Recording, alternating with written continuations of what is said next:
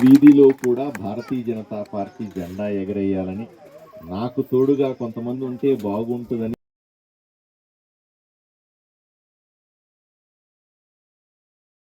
ఈరోజు ఒక శుభదినం. ఏంటంటే ఇంతవరకు ఎమ్మెల్యే గారు వచ్చి ఒక మీటింగ్ కూడా కూర్చొని చేసినటువంటి దాఖలాలు అమరావతి నగర్లో లేవు. అటువంటిది ఈరోజు గౌరవనీయులు పెద్దలు మన ఎమ్మెల్యే పార్థసారథన్న గారు మేము పిలవంగానే మా వార్డుకు వచ్చి మా వార్డులో సమస్యలు వింటూ తర్వాత మేము చేసేటువంటి కార్యక్రమాన్ని కూడా తన చేతులారా చేయాలని అనేటువంటి పట్టుదలతో ఆయన్ను పిలుచుకోవడం జరిగింది. ఇంతకుముందు ఏ ఎమ్మెల్యే అయినా మీ మధ్య వచ్చి ఇలా కూర్చొని మీటింగ్ చేసినాడమ్మా?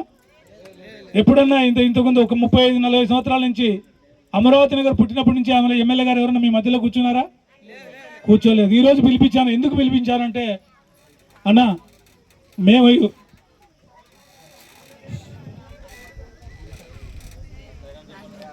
అమరావతి నగర్ కాలనీలో కొన్ని అనివార్య కారణాల వల్ల, అంటే మేము పాత వార్డు, మేము ఇంతకుముందు పనిచేసినటువంటి వార్డు ఎస్సీ రిజర్వ్ కావడం వల్ల మాకు అక్కడ సీట్ ఇవ్వలేక మాకు ఇక్కడ మీరు పోటీ చేయండి అని చెప్పి మమ్మల్ని అమరావతి నగర్లో పోటీ చేయడం జరిగింది. ఇక్కడ పోటీ చేసిన తర్వాత నా ప్రజలు, మా అమరావతి నగర్ ప్రజలు, నేను కొత్త వాడిని అయినా కూడా నా భార్య నుంచి ఎప్పుడు చూడకపోయినా వాళ్ళందరూ కూడా మా మీద నమ్మకంతో, ఎందుకంటే పక్కనే ఉంటుంది మా వార్డు, ఆ వార్డులో మేము దాదాపు 5.5 కోట్ల 6 కోట్ల పనులు, అప్పుడు టీడీపీ గవర్నమెంట్ ఉంది, వైసీపీ కౌన్సిలర్గా ఉన్నా మేము దాదాపు 6 కోట్ల పనులు చేసి అభివృద్ధి చేసినటువంటి తీరు వీళ్ళందరికీ నచ్చి వీళ్ళందరూ కూడా ఆ పనిని చూసి మాకు అమరావతి నగర్లో కూడా వాళ్ళ సొంత అన్న మాదిరి, తమ్ముడు మాదిరి, లేదా ఒక చెల్లెల మాదిరి, ఆడబిడ్డ మాదిరి ఆదరించి దాదాపు మాకు 940 ఓట్ల మెజార్టీతో గెలిపించడం జరిగింది.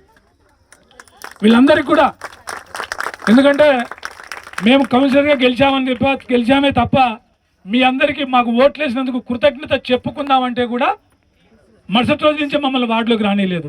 ఆ విషయం కూడా మీ అందరికీ తెలుసు. దాదాపు 3.5 సంవత్సరం పాటు మమ్మల్ని వార్డులోకి రానియకుండా, వార్డులోకి వస్తే వాళ్ళతో కొట్టిస్తాం, వీళ్ళతో రాళ్ళతో కొట్టిస్తాం అని చెప్పి పుకార్లు లేపి వార్డులో మమ్మల్ని ముఖం చూపించకుండా, ప్రజలను మమ్మల్ని కలవనీయకుండా చేసినటువంటి దుర్మార్గులు ఇక్కడ ఉన్నటువంటి ఎరిసామ్ అనేటువంటి వ్యక్తి అన్న. అతని వల్ల మేము చాలా బాధపడ్డామన్నా. మేము ఎప్పుడైతే వైసీపీ పార్టీ పోయిందో, మీరు ఎప్పుడైతే ఎమ్మెల్యేగా గెలిచారో, మీరు ఎమ్మెల్యేగా ప్రచారంలో మీ యొక్క వ్యవహార శైలి చూసాం. గెలిచిన తర్వాత, ఓట్లు అయిపోయిన తర్వాత, ఎలక్షన్లు అయిపోయిన తర్వాత కౌంటింగ్ వరకు దాదాపు 20-25 రోజులు టైం ఉన్నప్పుడు మీరు బయట చేసే కార్యక్రమాలు కానీ, ప్రజల్లో మీరు కలిసిపోయేటువంటి విధానం కానీ మాకు అద్భుతంగా నచ్చి ప్రతిరోజు మిమ్మల్ని అనుకుంటూ ఖచ్చితంగా మీరు ప్రజల్లో కలిసి తిరిగేటప్పుడే మేము మా ఇంట్లో డిసైడ్ చేసుకున్నాం, అన్న కనుక గెలిస్తే తప్పకుండా అతని దగ్గర చేరితే మనం మన వార్డుకు న్యాయం చేయొచ్చు అని నా కుటుంబ సభ్యులతో చర్చించుకొని, మా కుటుంబ సభ్యుల అనుమతితోనే మేము మీ దగ్గరికి రావడం జరిగిందన్న. మీరు కూడా ఆ రోజు మమ్మల్ని పార్టీలో చేర్చుకునేటప్పుడు చెప్పారు మాకు ఒక మాట, మిమ్మల్ని గురించి బయట ఏదో వివిధ రకాలు చెప్తూ ఉన్నారు. వివిధ రకాల అవినీతి ఆరోపణలు నీ మీద ఉన్నాయి. కానీ నువ్వు అటువంటి అవినీతి కానీ అటువంటి